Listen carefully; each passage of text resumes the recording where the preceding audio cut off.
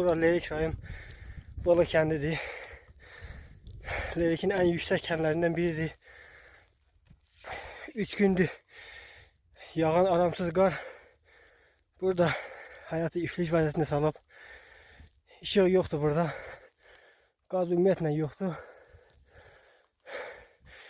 Qar demək olar ki 1 metr 40 santim 1.30 santim yağıb. Hal-hazırda gördüğünüz vəziyyət budur. Çox çətin vəziyyətdir burada. Çünki qarın hələ də yağmağa davam eləməsi bu vəziyyəti biraz da gərginləşdirə bilir. Çünki yolun olmaması, işığın olmaması daha da çətinləşdirir vəziyyəti.